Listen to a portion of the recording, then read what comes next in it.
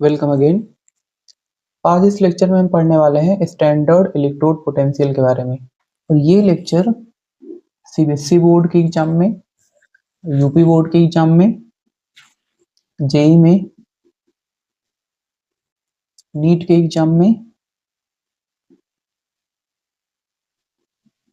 CUET में, ठीक है, और जो भी स्टेट बोर्ड्स के एग्जाम होते हैं उन एग्जाम्स का ये सबसे फेवरेट टॉपिक है। तो आज हम इसी के बारे में सीखने वाले हैं, स्टैंडर्ड इलेक्ट्रोड पोटेंशियल। सबसे पहले हम ये देखेंगे कि किसके बारे में एक्सप्लेन करता है। ये एक्सप्लेन करता है स्टेबिलिटी ऑफ ऑक्सीडेशन स्टेट्स के बारे में, स्टेबिलिटी ऑफ ऑक्सीडेशन स्टेट्स, ठीक है। या फिर हम ये भी कह सकते हैं ये किसी भी कंपाउंड की थर्मोडायनेमिक स्टेबिलिटी के बारे में बताता है। कौन सा कंपाउंड किस ऑक्सीडेशन स्टेट में स्टेबल होगा, ये उन कंपाउंड्स की स्टेबिलिटी के बारे में भी एक्सप्लेन करता है। लेकिन ये टॉपिक पढ़ने से पहले हमको कुछ टर्म्स के बारे में बहुत डिटेल में पता होना चाहिए।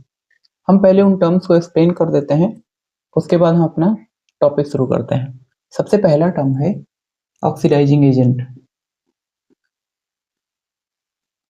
10th से ही तुम लोग इसके बारे में पढ़ना शुरू कर देते हो। हम थोड़ा सा सीखेंगे इसके बारे में, उसके बाद आगे एक्सप्लेन करेंगे।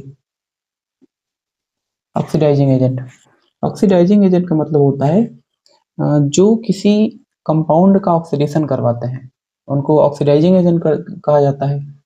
जैसे मान लो कोई कंपाउंड है बी, ठीक, और कोई एक ऑक्सीडाइजिंग एजेंट है ए। आई बात समझ में?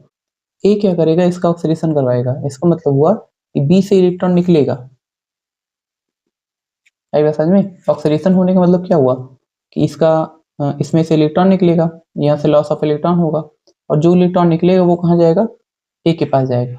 तो इसका बी का हो रहा है ऑक्सीडेशन और ए का हो रहा है रिडक्शन। आ रही बात समझ में? बी का हो रहा है ऑक्सीडेशन और ए का हो रहा है रिडक्शन, क्योंकि ए के पास इलेक्ट्रॉन जा रहा है और बी से इलेक्ट्रॉन जा रहा है। इलेक्ट्रॉन का निकलना क्या होता है, ऑक्सीडेशन, और इलेक्ट्रॉन को जोड़ना क्या होता है, रिडक्शन। यहाँ से निकल रहा है तो यहाँ इसका ऑक्सीडेशन हो रहा है, यहाँ पे जुड़ रहा है तो इसका रिडक्शन हो रहा है। इस तरीके से ऑक्सीडाइजिंग एजेंट की डेफिनेशन क्या बनी, सबसे पहले जिनका सेल्फ रिडक्शन होता है, जिनका खुद का रिडक्शन होता है, ठीक है। लेकिन वो करते क्या हैं, वो किसी दूसरे सब्सटेंस से इलेक्ट्रॉन खींचते हैं, मतलब सामने वाले सब्सटेंस को ऑक्सीडाइज करते हैं, ठीक है। कॉज ऑक्सीडेशन, आएगा समझ में? ऑक्सीडेशन करेंगे और इनका खुद का क्या होगा, रिडक्शन होगा, ठीक। ये ध्यान रखना, इनका खुद का रिडक्शन होगा और सामने वाले का ऑक्सीडेशन होगा, ठीक। अगर हम ऐसे रिड्यूसिंग एजेंट की बात करें,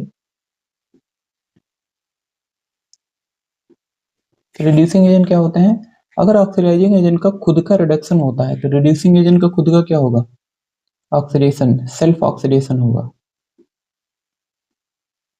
इनका खुद का ऑक्सीडेशन होगा और ये क्या करेंगे, रिड्यूसिंग एजेंट है तो सामने वाले का क्या करेंगे, रिडक्शन, कॉजेज रिडक्शन। अगर हम इसको एग्जांपल से समझना चाहें तो एक कंपाउंड ए है और एक कंपाउंड बी है, ठीक है। रिड्यूसिंग एजेंट क्या करता है, जिनका खुद का रिडक्शन होगा। इसका मतलब मान लो ए रिड्यूसिंग एजेंट है तो ये क्या करेगा, इलेक्ट्रॉन लॉस करेगा, लॉस ऑफ इलेक्ट्रॉन। इससे जो इलेक्ट्रॉन निकलेगा वो किसके पास जाएगा, वो बी के पास जाएगा। तो बी क्या करेगा, इलेक्ट्रॉन गेन करेगा, और जो इलेक्ट्रॉन गेन करते हैं उनका क्या होता है, रिडक्शन होता है, ठीक। तो बी का रिडक्शन हो रहा है और ए इलेक्ट्रॉन इसको दे रहा है, मतलब ए क्या कर रहा है, रिडक्शन करवा रहा है। हमारी बात समझ में? ए क्या कर रहा है, बी का रिडक्शन करवा रहा है, अपना खुद का इलेक्ट्रॉन निकाल के बी को दे रहा है। हमारी बात समझ में? ठीक है। तो ये हो गया ऑक्सीडाइजिंग और रिड्यूसिंग एजेंट, ठीक है। थोड़ा सा हम बता देते हैं ऑक्सीडेशन क्या होता है और रिडक्शन क्या होता है। देखो 10th की डिफिनेशन नहीं पढ़ाएंगे, gain of oxygen, loss of hydrogen, ठीक है। सिंपल इलेक्ट्रॉन के बेस पे जो डिफिनेशन वही बताएंगे। ऑक्सीडेशन क्या होता है, loss of electron, loss of electron, ठीक है, किसी से लेकर इलेक्ट्रॉन निकल रहा है तो उसका ऑक्सीडेशन होगा। अगर हम रिडक्शन की बात करें तो रिडक्शन होता है gain of electron, gain of electron. यदि बात समझ में आई ना? ठीक है, अब हम देखते हैं कि स्टेबिलिटी ऑफ ऑक्सीडेशन स्टेट्स, ठीक, कैसे एक्सप्लेन होता है। स्टेबिलिटी ऑफ ऑक्सीडेशन स्टेट्स, ठीक है, ये दो तरीके से एक्सप्लेन होता है, पहला और ये दूसरा। पहला क्या है? पहला है आयोनाइजेशन एनर्जी, ठीक है, हम आयोनाइजेशन एनर्जी के बेस पे भी किसी ऑक्सीडेशन स्टेट की स्टेबिलिटी को एक्सप्लेन कर सकते हैं। और दूसरा होता है टोटल एनर्जी। आएगा समझ में? अब टोटल एनर्जी में कौन कौन सी एनर्जी आएगी? इसमें आएगी सबसे पहले सब्लिमेशन एनर्जी। मतलब बॉर्न हैबर साइकिल में हम टोटल एनर्जी कैलकुलेट करते हैं ना, क्लास 11 में पढ़े रहे होगे, या फिर मेरे पिछले लेक्चर में जहाँ पे हम कॉपर के बारे में पढ़ाए हैं, वहां पे हम बताए थे टोटल एनर्जी को कैसे बॉर्न हैबर साइकिल से देखा जाता है। ठीक है, इसमें सबसे पहले क्या आएगा? इसमें सबसे पहले आएगा सब्लिमेशन एनर्जी। सब लोग जानते हैं सब्लिमेशन मतलब सॉलिड से सीधा गैस में बनाने में जो एनर्जी लगती है उसको सब्लिमेशन एनर्जी कहते हैं। दूसरा क्या आएगा इसमें? Ionisation energy.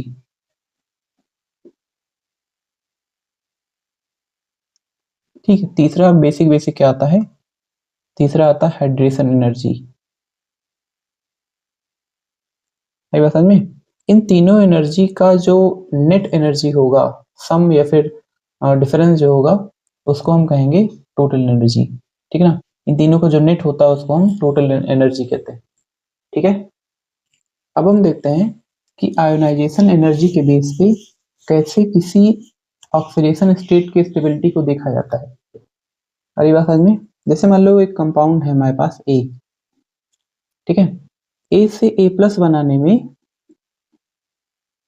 हमको आयोनाइजेशन एनर्जी जो लग रही है वो लग रही है 10, ठीक है, 10 किलो जूल पर मोल मान लो। दूसरा कंपाउंड है बी, बी से हमको बी प्लस बनाने में जो आयोनाइजेशन एनर्जी लग रही है वो लग रही है 100। ठीक है, इसका मतलब हुआ कि अगर ए से इलेक्ट्रॉन आसानी से निकल जा रहा है, ठीक, 10 एनर्जी दे रहे हैं हम, 10 किलो जूल पर मोल एनर्जी दे रहे हैं, तो ए किस में चेंज हो जा रहा है? ए प्लस में। इसका मतलब क्या हुआ कि ए आसानी से ए प्लस में चेंज हो जा रहा है। इसका मतलब क्या है कि ए प्लस क्या है? स्टेबल है। इसका मतलब ए का +1 ऑक्सीडेशन स्टेट स्टेबल है। ये बात समझ में? लेकिन बी से बी प्लस तक जाने में हमको जो आयोनाइजेशन एनर्जी लग रही है वो 100 लग रही है। इसका मतलब बी प्लस बनने में हमको ज्यादा एनर्जी देनी पड़ रही है। तो बी प्लस क्या है? B plus less stable oxidation state है। इसका मतलब ए का +1 स्टेबल होगा लेकिन बी का +1 स्टेबल नहीं होगा। ठीक है, इसका कंक्लूजन का निकला कि अगर आयोनाइजेशन एनर्जी कम होगी, अगर आयोनाइजेशन एनर्जी कम होगी, ठीक है, तो ऑक्सीडेशन स्टेट, जिस ऑक्सीडेशन स्टेट के लिए आयोनाइजेशन एनर्जी कम होगी वो ऑक्सीडेशन स्टेट स्टेबल होगा। That oxidation state will be stable. आई समझ में? जिस ऑक्सीडेशन स्टेट के लिए आयोनाइजेशन एनर्जी जितनी कम होगी वो ऑक्सीडेशन स्टेट उतना ही ज्यादा स्टेबल होगा। अगर हम निकेल और प्लेटिनम के ऑक्सीडेशन स्टेट्स का कंपेयर करें तो हमको क्या पता चलता है? सबसे पहले अगर हम निकेल का देखते हैं तो निकेल से अगर हमको 2 इलेक्ट्रॉन निकालना है, मतलब क्या बनाना है? हमको बनाना है Na2+। ठीक है, कितने इलेक्ट्रॉन निकाले? 2 इलेक्ट्रॉन को बाहर निकाले। ठीक है, तो होगा क्या? जो आयोनाइजेशन एनर्जी लगेगी IE वो होगी 737। अगर हम डेटा लिखें इसका 737 किलो जूल पर मोल। ठीक है, तो निकिल से Ni2+ बन गया।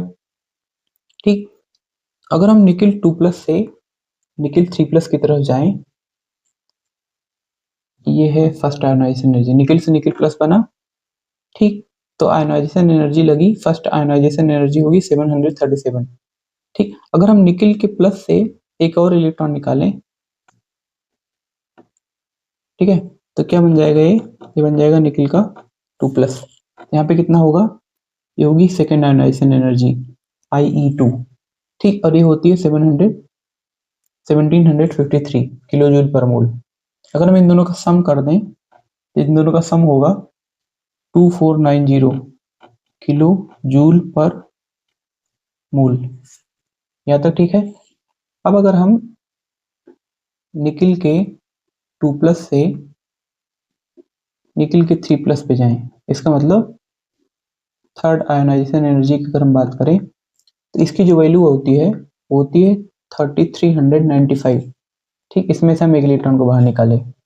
अगर हम निकिल के 3+ से एक इलेक्ट्रॉन को बाहर निकालना है तो बनेगा निकिल का 4+, और ये होगा IE4। ठीक, इसकी जो वैल्यू निकल के आती है वो होती है 5300 किलो जूल पर मोल। यहाँ से एक इलेक्ट्रॉन को हम बाहर निकाले।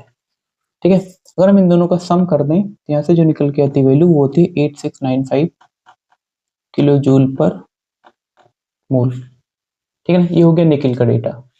अगर हम यहीं पे प्लेटिनम का डेटा लिखें कि प्लेटिनम का प्लस बनाने में जो फर्स्ट आयोनाइजेशन एनर्जी होगी वो होगी 870 किलो जूल पर मोल। ठीक है, कितने इलेक्ट्रॉन निकाले हम वहां से, एक इलेक्ट्रॉन निकाले।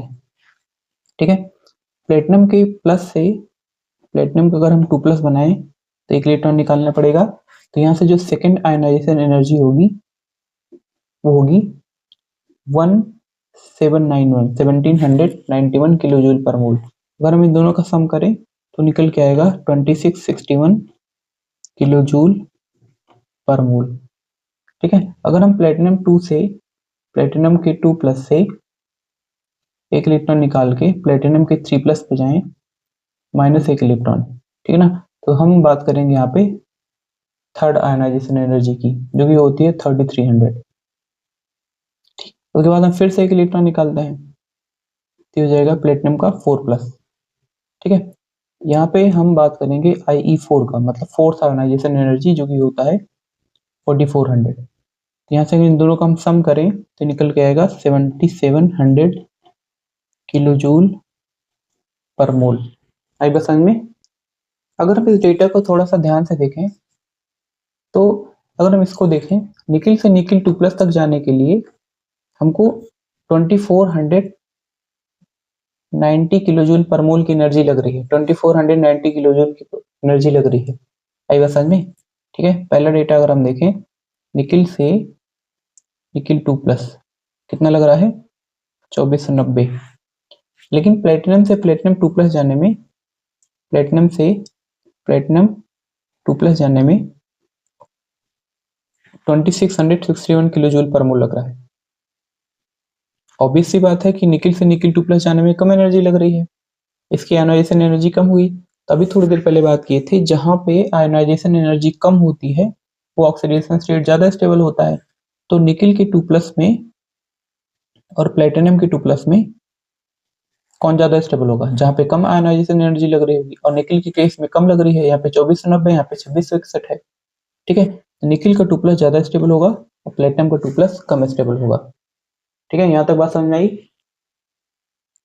ये जो डेटा अभी तक लिखे थे हम, उसी को हम ऐसे चार्ट के फॉर्म में अरेंज कर दिए हैं। ठीक है, बाकी सारा डेटा वही है। आई बात समझ में। ये फर्स्ट आयोनाइजेशन एनर्जी और सेकेंड आयोनाइजेशन एनर्जी का सम, और ये थर्ड और फोर्थ आयोनाइजेशन एनर्जी का सम है निकिल का और ये प्लेटिनम का। ठीक है, तो हम अभी तक देख लिए थे कि निकिल का 2+ जो होगा वो ज्यादा स्टेबल होगा और प्लेटिनम का 2+ कम स्टेबल होगा, क्योंकि निकिल के 2+ में आयोनाइजेशन एनर्जी कम लग रही है। अगर हम 4+ को कंपेयर करें तो साफ साफ दिख रहा है कि निकिल से निकिल 4+ तक जाने के लिए, निकिल के आयोनाइजेशन एनर्जी 1 से 4 तक जाने के लिए टोटल कितनी एनर्जी लग रही है, 11,185 11,185 किलो जूल पर मोल। आई बात समझ में। ठीक है, यहाँ पे हम 4 इलेक्ट्रॉन निकाल रहे हैं। अगर हम ऐसे प्लेटिनम को लिखें तो प्लेटिनम से प्लेटिनम 4+ तक जाने के लिए टोटल कितनी एनर्जी लग रही है, 10,361 10,361 किलो जूल पर मोल। ठीक है, एनर्जी कहाँ पे ज्यादा लग रही है, 4+ बनाने के लिए 11,000 एनर्जी लग रही है, लेकिन निकिल का 4+ बनाने के लिए, प्लेटिनम को 4+ बनाने के लिए 10,000 एनर्जी लग रही है। कहाँ एनर्जी ज्यादा लग रही है, निकिल के केस में। इस वजह से निकिल का जो 4+ होता है वो कम स्टेबल होता है और प्लेटिनम का 4+ ज्यादा स्टेबल होता है। ठीक है, ये दूसरा कंक्लूजन हो गया। पहला कंक्लूजन क्या था, वो ये था कि निकिल का 2+ ज्यादा स्टेबल होता है और प्लेटिनम का 2+ कम स्टेबल होता है। ठीक है, ये सुपर इंपॉर्टेंट कंक्लूजन है, आई बात समझ में। ठीक, हम बता देते हैं यहाँ पे इस एक सिंगल टॉपिक से सवाल कहाँ कहाँ और कितनी कितनी बार पूछा गया है। सबसे पहले इस टॉपिक से सवाल आया था 2002 में, जेईई मेन 2002 में, तब इसको AIEEE कहा जाता था। ठीक है, उसके बाद सवाल आया था 2015 में इसी सेम टॉपिक से। उसके बाद सवाल आया था 2020 में, ये मेन में आया था, नीट के 2020 में ये सवाल आया था। ठीक है, उसके बाद फिर से मेन के 2021 में सवाल आया था। आई बात समझ में, ये इतना इंपॉर्टेंट टॉपिक है। इसके अलावा अगर हम स्टेट की बात करें तो ये महाराष्ट्र के कॉमन एंट्रेंस टेस्ट में आया था, MHT-CET कॉमन एंट्रेंस टेस्ट। इसके बाद West Bengal joint entrance examination में आया था। आई बात समझ में, ये सिंपल एक सवाल इतनी जगह पूछा गया है। अगर वो सवाल यहाँ पे लिख दें, ठीक, तो ये रहा वो सवाल। Based on thermodynamic data, K2PtCl6 is a stable compound whereas K2NiCl6 is unstable, not known. What is the correct reason for this? ठीक है, हम ये सवाल इसी लेक्चर के नीचे कमेंट सेक्शन में डाल देंगे, आई बात समझ में। ठीक है, वहां से देख लेना। इसका रीजन होगा आयोनाइजेशन एनर्जी। ठीक है, अगर हम यहाँ पे देखें तो यहाँ पे प्लेटिनम पे 4+ है, ठीक, और यहाँ पे निकिल पे 4+ है, आई बात समझ में। तो प्लेटिनम का 4+ एग्जिस्ट करता है लेकिन निकिल का 4+ एग्जिस्ट नहीं करता है। क्यों? क्योंकि यहाँ पे जो आयोनाइजेशन एनर्जी थी वो थी 11,185, ठीक, और प्लेटिनम का 4+ बनने के लिए एनर्जी थी 10,361 किलो जूल पर मोल। आई बात समझ, तो जहाँ पे कम आयोनाइजेशन एनर्जी होगी वो कंपाउंड एग्जिस्ट करेगा। आई बात समझ में। तो अगर हम बात करें टोटल एनर्जी की, तभी हम थोड़ी देर पहले बताए थे टोटल एनर्जी का मतलब हुआ उसमें कौन कौन सी एनर्जी होगी। सबसे पहले होगी सब्लिमेशन एनर्जी, आयोनाइजेशन एनर्जी और हाइड्रेशन एनर्जी। ठीक है, तो जो टोटल एनर्जी होगा वो सब्लिमेशन, आयोनाइजेशन और हाइड्रेशन का सम होगा। एक चीज और यहीं पे बता दें कि सब्लिमेशन का मतलब होता है कि किसी सॉलिड को गैस में अगर हम चेंज कर रहे हैं तो जो एनर्जी लगेगी, ठीक है, ध्यान रखना, जो एनर्जी लगेगी, ठीक, सॉलिड से गैस में चेंज करने के लिए हमको एनर्जी देनी पड़ेगी। आई बात समझ में। सब्लिमेशन जो होगा वो एंडोथर्मिक होगा, एनर्जी देनी पड़ेगी। आयोनाइजेशन भी एंडोथर्मिक होता है। ठीक है, बहुत पहले पढ़ के आए होंगे, ज्यादा डिटेल में नहीं जाएंगे इसके। आयोनाइजेशन एनर्जी मतलब इलेक्ट्रॉन को हमको खींच के निकालना पड़ रहा है। आई बात समझ में, जो न्यूक्लियर फोर्स ऑफ अट्रैक्शन है उसके अगेंस्ट में काम करना पड़ रहा है हमको। हाइड्रेशन एनर्जी क्या होता है, किसी आयन को पानी में अगर हम डालते हैं तो वो चारों तरफ से हाइड्रेट हो जाता है, मतलब वाटर के मॉलिक्यूल उससे आके जुड़ जाते हैं, बॉन्ड का फॉर्मेशन करते हैं, कह सकते हैं। कहीं पे भी अगर बॉन्ड का फॉर्मेशन होता है तो एनर्जी रिलीज होती है। तो डेल्टा एच हाइड्रेशन जो होगा वो एक्सोथर्मिक होगा, ये एंडोथर्मिक होगा और ये एक्सोथर्मिक होगा। ठीक है, तो टोटल एनर्जी का अगर हम केस देखें तो हम ये चाहते हैं कि हमारी एनर्जी ज्यादा यूज ना हो। आई बात समझ में, प्रोसेस ज्यादा से ज्यादा एक्सोथर्मिक होना चाहिए। क्या करना समझ में आ रहा है ना। तो टोटल एनर्जी की वैल्यू जितना कम होगी, ये टोटल एनर्जी की वैल्यू जितना लो होगी, ये जितना कम होगी, ठीक है, वो ऑक्सीडेशन स्टेट उतना स्टेबल होगा। ध्यान से समझो इसको, उतना ही स्टेबल होगा। मतलब टोटल एनर्जी जितना कम होगी ऑक्सीडेशन स्टेट उतना स्टेबल होगा। या फिर हम ये कह सकते हैं कि हम अपनी तरफ से जितना कम से कम एनर्जी दें, मतलब सब्लिमेशन एनर्जी कम होनी चाहिए, आयोनाइजेशन एनर्जी कम होनी चाहिए। आई बात समझ में, ये एनर्जी कम होनी चाहिए और ये एनर्जी कम होनी चाहिए, और हाइड्रेशन एनर्जी क्या होनी चाहिए, ज्यादा होनी चाहिए। ठीक है, तो होगा क्या, जैसे मान लो ये सब्लिमेशन 10 है और आयनाइजेशन एनर्जी 20 है, ये प्लस में होगा, ये प्लस में होगा, तो टोटल एनर्जी कितना दे रहे हैं हम अपनी तरफ से 30 एनर्जी दे रहे हैं, 30 किलो जूल पर मोल एनर्जी दे रहे हैं। और हाइड्रेशन कितनी हो रही है, हाइड्रेशन हो रही है 50, वो भी माइनस में। तो ओवरऑल कितनी एनर्जी हमको मिली, ओवरऑल एनर्जी हमको मिली -20। अगर एनर्जी हमको मिलती है तो जो प्रोसेस होगा वो क्या होगा, फिजिबल होगा, स्पॉन्टेनियस होगा, मतलब प्रोसेस होगा। अगर एनर्जी हमको देनी पड़ रही है, जैसे मान लो एनर्जी हम 50 दिए और हाइड्रेशन एनर्जी कितनी निकल रही है 30, इसका मतलब हमको 20 एनर्जी अपनी तरफ से देना पड़ रहा है, ठीक, मेरा घाटा हो रहा है। आई बात समझ में? तो ऐसे केसेज में प्रोसेस जो होगा वो स्पॉन्टेनियस नहीं होगा, फिजिबल नहीं होगा, ठीक है। तो -20 का मतलब क्या हुआ, एनर्जी कम से कम लगे, ठीक। कौन सी एनर्जी कम लगे, सब्लिमेशन और आयनाइजेशन एनर्जी कम लगे, तो प्रोसेस क्या होगा, फिजिबल होगा। ये ज्यादा होना चाहिए क्योंकि एनर्जी हमको मिल रही है, ठीक है। आई बात समझ में? टोटल एनर्जी के कम होने का मतलब ये और ये कम होना चाहिए, ठीक है। यहाँ तक बात समझ में आई? ठीक है, वही बात यहाँ पे लिख दिए हैं। Smaller the value of total energy change for a particular oxidation state in aqueous solution, greater will be the stability of that oxidation state.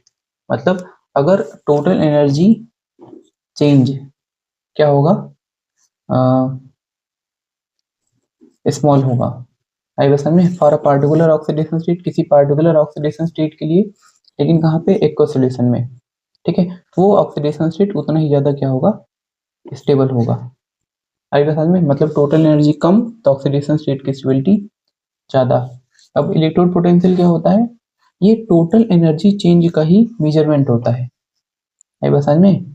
Electrode potential क्या होता है, टोटल एनर्जी चेंज का मेजरमेंट। इसका मतलब क्या हुआ, इसका मतलब ये हुआ कि कोई मेटल ऑक्सीडाइज होगा कि रिड्यूस होगा, ठीक है, वो किससे पता चलता है, वो टोटल एनर्जी चेंज से ही पता चलता है, ठीक। हम अकेले आयोनाइजेशन एनर्जी से, अकेले सब्लिमेशन एनर्जी से या फिर अकेले हाइड्रेशन एनर्जी से नहीं पता कर सकते कि किसी एलिमेंट का ऑक्सीडेशन होगा कि रिडक्शन होगा। हमको सारी एनर्जीज का चेंज देखना पड़ेगा और उन्हीं एनर्जी का जो चेंज का मेजरमेंट होता है उसी को हम कहते हैं इलेक्ट्रोड पोटेंशियल। तो इलेक्ट्रोड पोटेंशियल क्या बताएगा, किसका ऑक्सीडेशन होगा और किसका रिडक्शन होगा। आई बात समझ में? इसके बारे में हमको डिटेल में बात करनी है। अब हम बात करते हैं स्टैंडर्ड इलेक्ट्रोड पोटेंशियल की, ठीक है। तुम लोग को पता होगा, इलेक्ट्रोकेमिस्ट्री में तुम लोग ये टॉपिक पढ़े हुए खड़े हो, अच्छे से जानते होगे कि जो स्टैंडर्ड रिडक्शन पोटेंशियल होता है, ठीक है, इसी को ही स्टैंडर्ड इलेक्ट्रोड पोटेंशियल कहा जाता है, ठीक है। क्योंकि आईपीएसी ने रिडक्शन पोटेंशियल को ही स्टैंडर्ड इलेक्ट्रोड पोटेंशियल माना है। वैसे में स्टैंडर्ड ऑक्सीडेशन पोटेंशियल को स्टैंडर्ड इलेक्ट्रोड पोटेंशियल नहीं माना जाता है, ठीक है। आईपीएसी क्लियर कट बोली है, किसी रिएक्शन को रिडक्शन में चेंज करके उसका जो पोटेंशियल होगा वही स्टैंडर्ड माना जाएगा। आई बात समझ में? ठीक है, और ये 298 केल्विन पे डेटा दिया जाएगा, ठीक है। इतनी बात समझ में आई ना? अब हम इसके बारे में थोड़ा सा और जान लेते हैं। जैसे मान लो हमारे पास E0 मेटल के 2+ से मेटल बन रहा है, ठीक है। मेटल के 2+ से मेटल हो रहा है, मतलब इस रिएक्शन को हम ऐसे लिख सकते हैं, 2+ से 0 हो रहा है, मतलब 2 इलेक्ट्रॉन हम गेन करेंगे और क्या बन जाएगा, मेटल, ठीक। और ये वैल्यू आ रही है, सबसे पहले मान लेते हैं पहला केस, ये वैल्यू आ रही है पॉजिटिव। आई बात समझ में? ठीक है, अगर वैल्यू पॉजिटिव आ रही है इसका मतलब क्या हुआ, इसका मतलब हुआ कि ये रिएक्शन फिजिबल होगी, मतलब इसका रिडक्शन आसानी से हो जाएगा, मतलब मेटल का 2+ 2 इलेक्ट्रॉन आसानी से खाएगा और किसमें कन्वर्ट हो जाएगा, मेटल में। आई बात समझ में? तो दोनों में से स्टेबल कौन हो, बहुत ध्यान समझना, बहुत इंपॉर्टेंट बात है। अगर ये वैल्यू पॉजिटिव है इसका मतलब क्या हुआ कि इसका रिडक्शन स्पॉन्टेनियस होगा, ठीक है, इजी होगा, ठीक। मेटल का 2+ 2 इलेक्ट्रॉन खाएगा और मेटल में चेंज हो जाएगा, ठीक है। सबसे पहली बात ये हो गई। अगर हम तुम लोग से पूछें कि मेटल का 2+ स्टेबल है कि ये मेटल स्टेबल है, ऑब्वियस सी बात है ये पॉजिटिव है, इसका मतलब हुआ ये 2 इलेक्ट्रॉन खा के इसमें चेंज हो रहा है, ठीक। इसका मतलब इसकी इलेक्ट्रॉन खाने की टेंडेंसी है, इसका मतलब ये खुद को रिड्यूस करना चाहेगा, ठीक है। मेटल का 2+ क्या करना चाहेगा, खुद को रिड्यूस करना चाहेगा और किस में चेंज हो जाना चाहेगा, मेटल में। अगर ये मेटल में चेंज होना चाह रहा है इसका मतलब क्या है, ये मेटल क्या है, स्टेबल है। ठीक, अगर मेटल स्टेबल है इसका मतलब जो जीरो ऑक्सीडेशन स्टेट है वो ज्यादा स्टेबल है। मेटल का 2+ ऑक्सीडेशन स्टेट स्टेबल नहीं है, मेटल का जीरो ऑक्सीडेशन स्टेट ज्यादा स्टेबल है।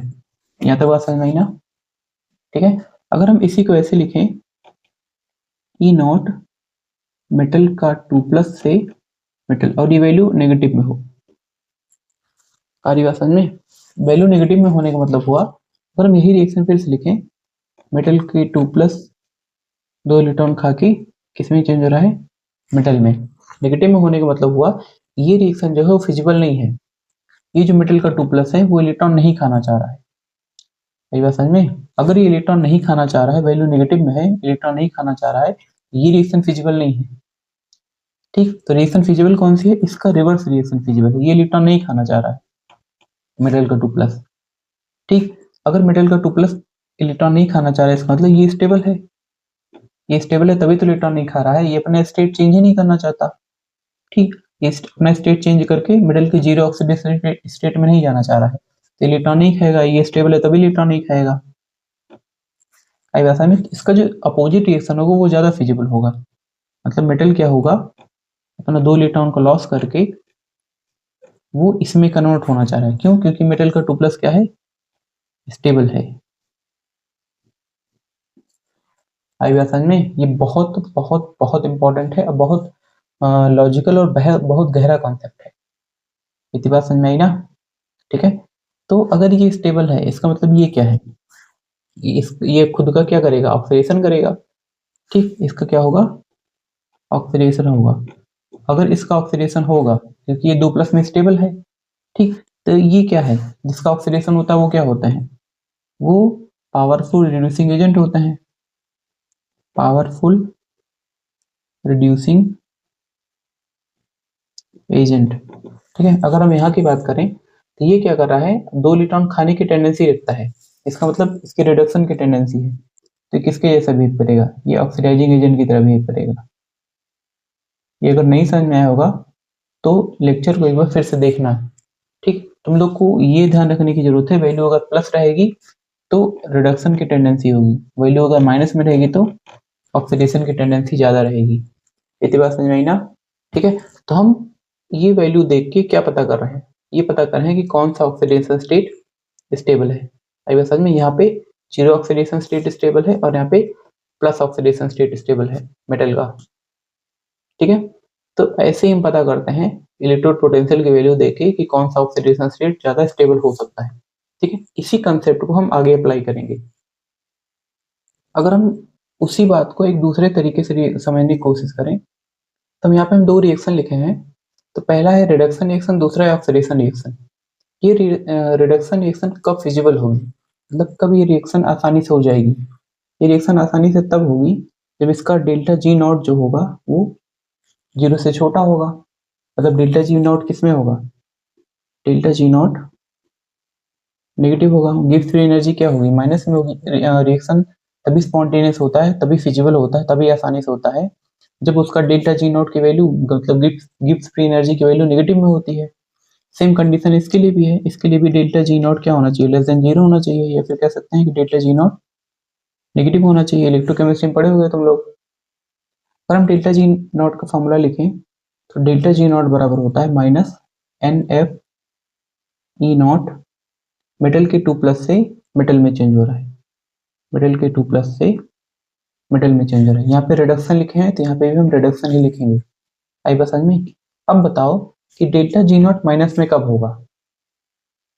ये डेल्टा जी नॉट का फॉर्मूला होता है minus n F E naught, metal के 2+ से मेटल। जब ये वैल्यू, ये पूरी वैल्यू नेगेटिव में रहेगी, अगर ये पूरी वैल्यू नेगेटिव में रहेगी तो ये नेगेटिव और ये नेगेटिव मिलकर पॉजिटिव हो जाएगा, तो डेल्टा जी नॉट नेगेटिव नहीं रहेगा। आई बात समझ में।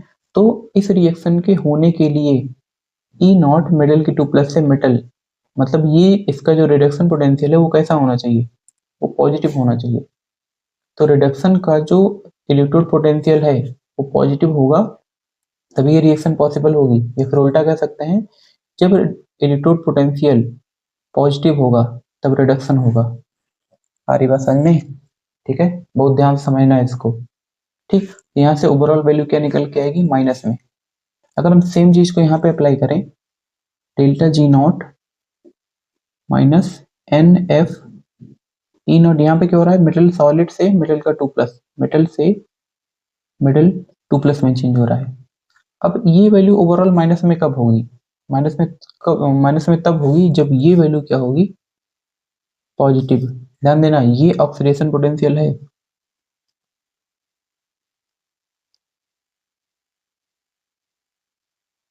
ठीक है, और ये रिडक्शन पोटेंशियल है, रिडक्शन पोटेंशियल। इतनी बात समझ में आई ना? जब ये वैल्यू ऑक्सीडेशन पोटेंशियल पॉजिटिव में होगा तभी डेल्टा जी नॉट की वैल्यू क्या आएगी? माइनस में आएगी, ठीक है। और ऑक्सीडेशन पोटेंशियल जब पॉजिटिव होगा तभी रिएक्शन फिजिबल होगी, ठीक है, बहुत ध्यान समझना। अगर हम इसी को पलट दें, ई नॉट मेटल से मेटल 2+ हो रहा है, इसी को पलट दें मेटल 2+ से मेटल, तब ये वैल्यू क्या आएगी? यही जो वैल्यू यहाँ पे पॉजिटिव थी वही नेगेटिव हो जाएगी। आ रही बात समझ में? अब नेगेटिव में होने का मतलब क्या हुआ? नेगेटिव में होने का मतलब हुआ कि ऑक्सीडेशन फेवरेबल होगा, मतलब ये रिडक्शन पोटेंशियल है।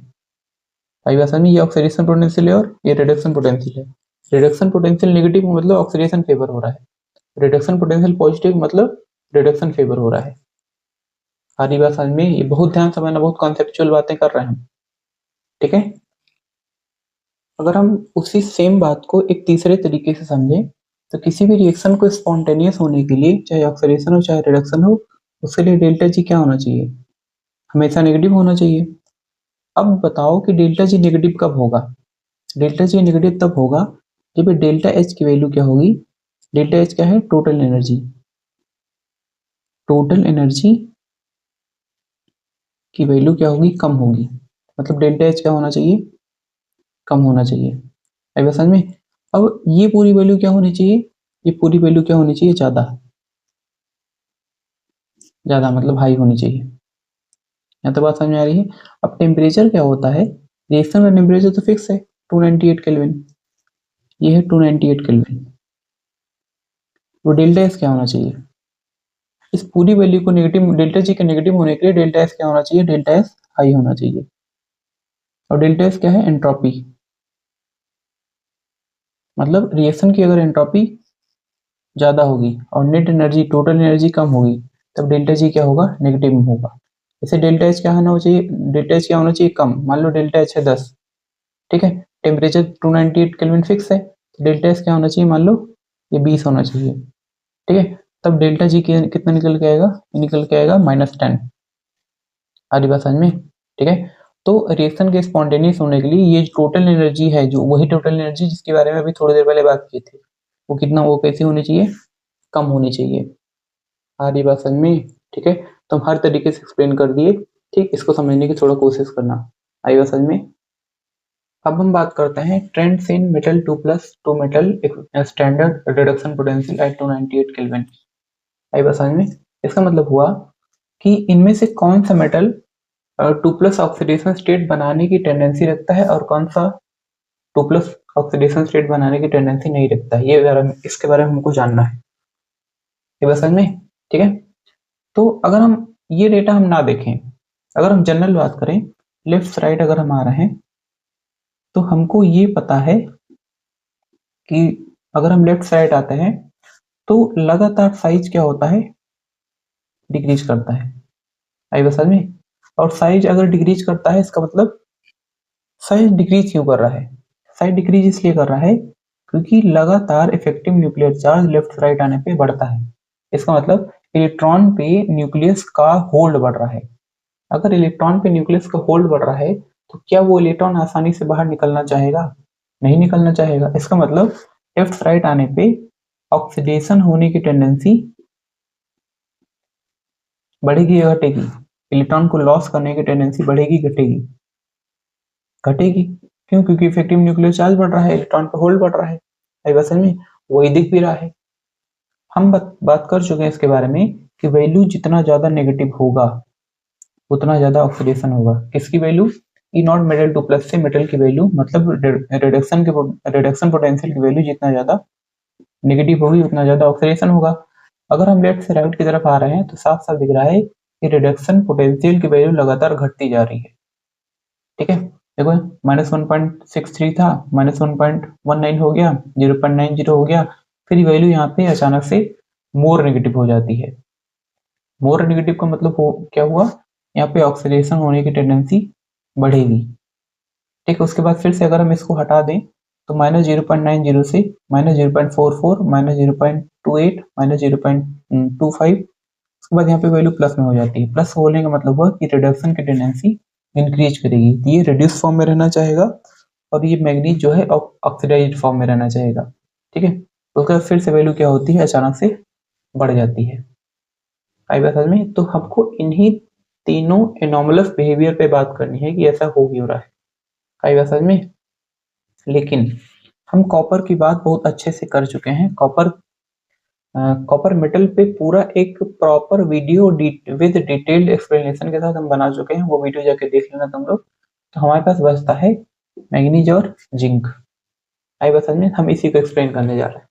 तो अगर हम सबसे पहले टाइटेनियम की बात करें, हमको ये देखना है कि कौन सा मेटल आसानी से 2+ बना सकता है और कौन सा मेटल आसानी से 2+ नहीं बना सकता है। ठीक है, तो अगर हम टाइटेनियम की बात करें तो साफ साफ दिख रहा है टाइटेनियम का जो रिडक्शन पोटेंशियल है वो काफी ज्यादा है, -1.63 है। इसका मतलब हुआ कि टाइटेनियम आसानी से ऑक्सीडाइज होके 2+ बनाना चाहेगा। हमारी बात समझ में? वेनेडियम का भी माइनस में है, इसका मतलब हुआ कि वेनेडियम भी वेनेडियम 2+ के फॉर्म में जाना चाहेगा। ठीक है, क्रोमियम का भी माइनस में है। अगर हम पहले इन तीनों की बात करें तो क्रोमियम भी आसानी से क्रोमियम की 2+ में कन्वर्ट होना चाहेगा।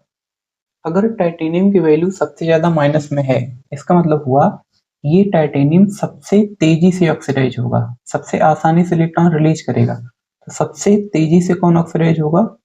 टाइटेनियम। उसके बाद कौन ऑक्सीडाइज होगा? वेनेडियम। उसके बाद कौन ऑक्सीडाइज होगा? क्रोमियम। आ रही बात समझ में?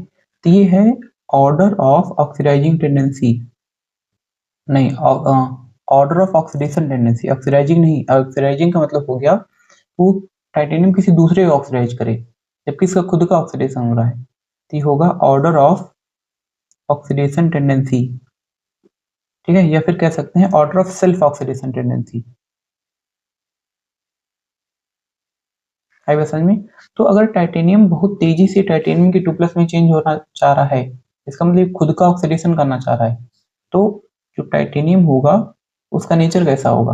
वो रिड्यूसिंग एजेंट होगा, स्ट्रॉन्ग रिड्यूसिंग एजेंट। आई बात समझ में? ठीक है, अगर हम इसी में मैग्नीज को सेट करना चाहें तो साफ साफ दिख रहा है कि वेनेडियम का -1.19 है और मैग्नीज का -1.18 है। तो जो मैग्नीज के ऑक्सीडाइज होने की टेंडेंसी है वो वेनेडियम से कम है। ठीक है, तो वेनेडियम से कम है तो वो कहाँ जाएगा? वो जाएगा वेनेडियम के पीछे।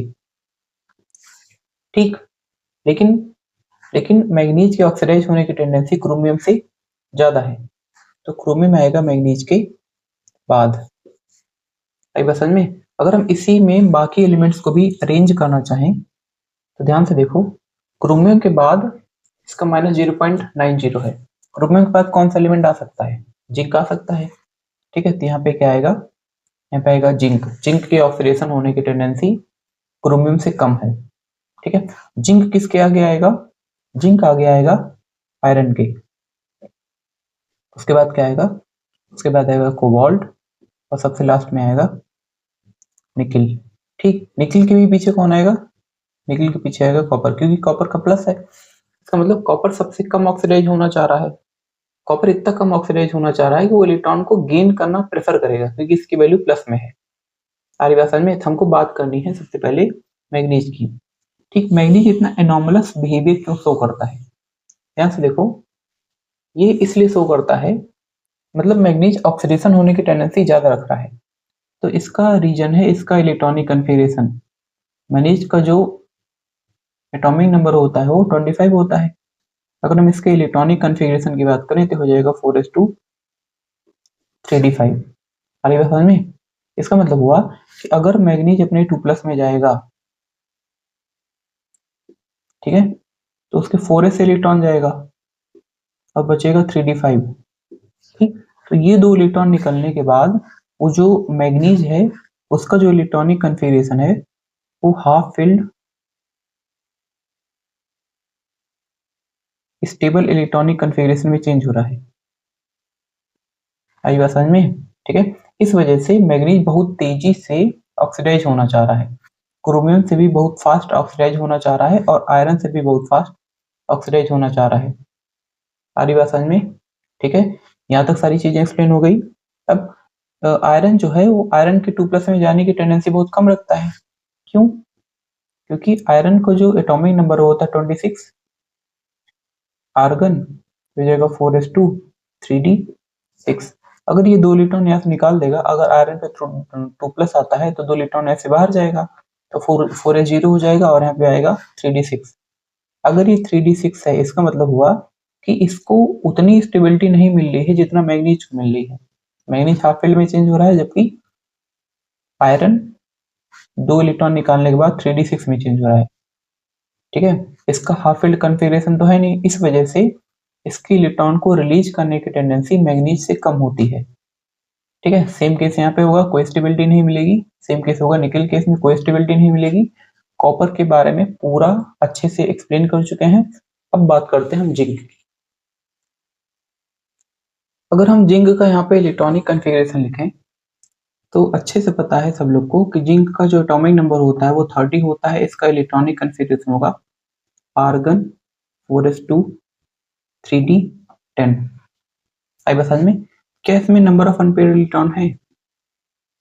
नंबर ऑफ अनपेयर्ड इलेक्ट्रॉन इसमें है 0। इससे फर्क क्या पड़ता है नंबर ऑफ अनपेयर्ड इलेक्ट्रॉन के 0 होने से? इससे फर्क ये पड़ता है कि इसमें मेटेलिक बॉन्डिंग जो होती है वो बहुत वीक होती है। मतलब जिंक के मेटल एक दूसरे से बहुत वीक फोर्स ऑफ अट्रैक्शन से जुड़े रहते हैं। आई बात समझ में? तुम लोग को पता होगा कि जिंक, कैडमियम, मरकरी, ठीक है, इसमें मेटेलिक बॉन्ड जो होता है बहुत वीक होता है। इतना वीक होता है तो मरकरी लिक्विड स्टेट में ही पाया जाता है। ठीक है, ये सब सारे सारे सॉफ्ट मेटल्स होते हैं। ठीक है, मेटेलिक बॉन्डिंग बहुत कम होगी। ठीक है, अगर मेटेलिक बॉन्डिंग बहुत वीक होगी तो अगर हम इसको हीट करेंगे तो बहुत कम टेम्परेचर लगेगा इसको मेल्ट होने के लिए। इसका मेल्टिंग पॉइंट जो होता है वो 420 डिग्री सेल्सियस होता है। वहीं पे अगर हम क्रोमियम या फिर आयरन की बात करें, इनका जो मेल्टिंग पॉइंट होता है वो 1500 से 2000 डिग्री सेल्सियस के आसपास जाता है। वैसे में उसके कंपेरिजन में इसका मेल्टिंग पॉइंट जो है बहुत वीक है। क्यों? क्योंकि अनपेयर इलेक्ट्रॉन नहीं है, मेटेलिक बॉन्डिंग बहुत कम होगी। आई बात समझ में? ठीक है, अगर हम इसके एटमाइजेशन एनर्जी की बात करें, एटमाइजेशन एनर्जी, इसका एटमाइजेशन एनर्जी बहुत कम होता है। क्यों? क्योंकि सॉफ्ट मेटल है, आसानी से एटम में कन्वर्ट हो जाएगा, मेटल से एटम में कन्वर्ट हो जाएगा। इसका सब्लिमेशन एनर्जी बहुत कम होता है।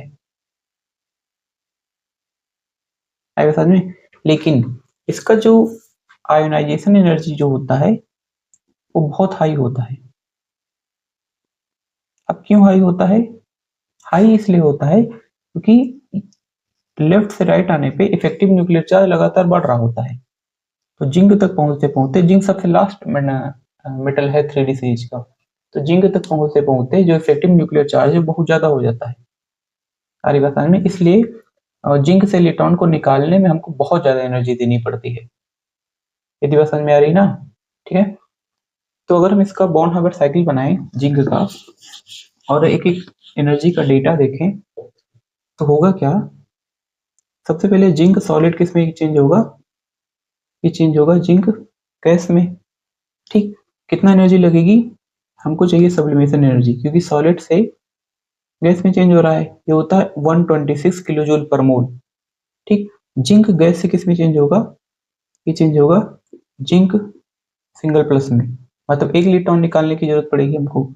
मतलब इसका जो फर्स्ट आयनाइजेशन एनर्जी होता है वो होता है 906 किलो जूल पर मोल। ठीक है, अब हम दूसरा इलेक्ट्रॉन निकालेंगे इससे, तो बन जाएगा जिंक का 2+ गैस। ठीक, जो इसका सेकंड आयोनाइजेशन एनर्जी होता है वो होता है 1733 किलो जूल पर मोल। ठीक है, यहाँ तक बात समझ में आई ना। ठीक, अब हम इसको पानी में डालेंगे तो हो जाएगा ये जिंक 2+ का एक्वस। ठीक, यहाँ पे जो हाइड्रेशन एनर्जी होती है, ध्यान देना इस पे, इसकी हाइड्रेशन एनर्जी जो होती है वो होती है -2044 किलो जूल पर मोल। ध्यान से देखो इसको, जो सेकेंड आयोनाइजेशन एनर्जी है वो 1733 है और जो हाइड्रेशन एनर्जी है वो 2044 है। इसका मतलब दूसरा इलेक्ट्रॉन निकालने के लिए जितनी एनर्जी हमको चाहिए उससे कहीं ज्यादा एनर्जी हाइड्रेशन में हमको मिल रही है, हाइड्रेशन के फॉर्म में हमको मिल रही है। आ रही बात समझ में? ठीक है, इससे होगा क्या, इससे होगा ये कि जो नेट एनर्जी का चेंज होगा, ठीक, या फिर ये कह सकते हैं कि जो आयोनाइजेशन एनर्जी है उसको हाइड्रेशन एनर्जी कंपनसेट कर दे रही है। अगर हाइड्रेशन एनर्जी कंपनसेट कर दे रही है तो जो दूसरा इलेक्ट्रॉन है बहुत आसानी से निकलेगा। आई बात समझ में? इसका मतलब इसका ऑक्सीडेशन बहुत आसानी से होगा। ठीक, तो ई नॉट मेटल का जिंक का 2+, जिंक में बहुत आसानी से चेंज होगा। ठीक, क्योंकि हाइड्रेशन एनर्जी बहुत ज्यादा है तो हो जाएगा माइनस में। वैल्यू किस में आएगी? माइनस में। क्यों? क्योंकि हाइड्रेशन एनर्जी ज्यादा होने की वजह से दूसरा इलेक्ट्रॉन बहुत आसानी से निकल जा रहा है, तो ऑक्सीडेशन होने की टेंडेंसी बढ़ जा रही है। अगर ऑक्सीडेशन होने की टेंडेंसी बढ़ जा रही है तो जो रिडक्शन पोटेंशियल है वो हमेशा माइनस में आएगा। माइनस का मतलब हुआ कि ऑक्सीडेशन होने की टेंडेंसी ज्यादा है। ठीक है, तो यहाँ पे हम मेटल के 2+ से मेटल में चेंज होने की टेंडेंसी एक्सप्लेन कर दिए। ठीक है, टाइटेनियम से लेके जिंक तक। स्कैंडियम का क्यों नहीं एक्सप्लेन किए? क्योंकि स्कैंडियम 2+ में एग्जिस्ट ही नहीं करता है। स्कैंडियम हमेशा +3 में ही एग्जिस्ट करता है, इसके बारे में हम पहले बात कर चुके हैं। ठीक है, अगर हम तुम लोग को रिडक्शन पोटेंशियल थोड़ा और क्लियर करने की कोशिश करें नंबर लाइन के बेस पे, ठीक है, तो इतना बड़ा डेटा नहीं होता है, -3 और +3। ठीक है, बहुत रेयर होता है इतना बड़ा डेटा जाए। ठीक है, वैल्यू मतलब जैसे भी देखें हम, -1.19 हो रहा था, -1.18 हो रहा था, -0.76 हो रहा था, ऐसे डेटा मिलेंगे। बट ओवरऑल मोटा मोटा ऐसे तुम लोग समझ जाओगे कि अगर हम इधर से इधर को आ रहे हैं, ठीक है, तो वैल्यू क्या हो रही है? वैल्यू पॉजिटिव में जा रही है। अगर वैल्यू पॉजिटिव में जा रही है इसका मतलब क्या हो रहा है? रिडक्शन की टेंडेंसी ज्यादा है।